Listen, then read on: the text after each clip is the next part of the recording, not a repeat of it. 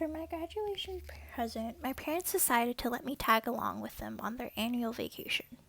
Normally, my parents would leave during mid-March to April, but they decided to surprise me by taking me on their vacation over winter break. I was so excited because they would always go to really cool places like Hong Kong, Paris, Milan, Bangkok, etc. But this year, my parents didn't tell me until it was 2 weeks before our flights. They decided that it would be a good idea to take me to Vietnam to reconnect with my roots because I was born and raised in Charlotte. I initially was really excited for it because I was itching to travel anywhere outside of the country.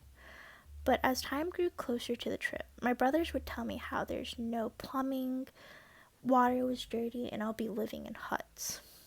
I think they did this to scare me because it was funny for me to freak out because I'm known to be a neat freak. Also, it never occurred to me to think outside of my surroundings and think what it's like to live in other countries. But little did I know, there was some truth into what my brother said.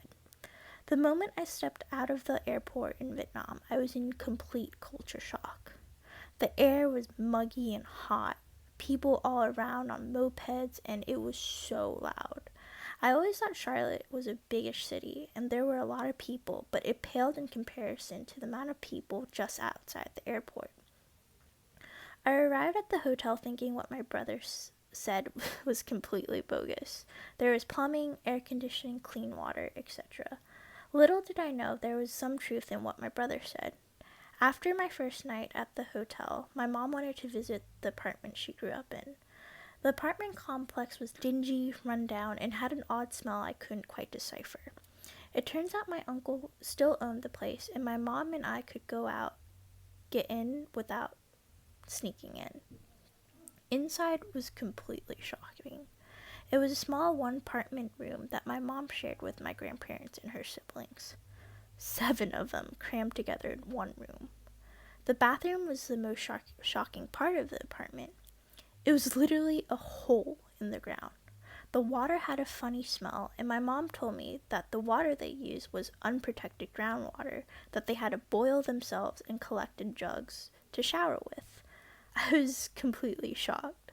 My mom told me that there are people who still do the same thing now. And in that moment, I was so grateful for what I had at home, to have the privilege to turn on running water and know it was safe. I was grateful for plumbing and other necessities I took for granted. I wanted to use that moment as a learning lesson. I wanted to broaden my horizon and be part of something that mattered. I realized how something as insignificant like clean tap water to me was, but how monumental it could be to someone else. That moment I realized I was so privileged, and I knew I wanted to have a career that would let others have what I have.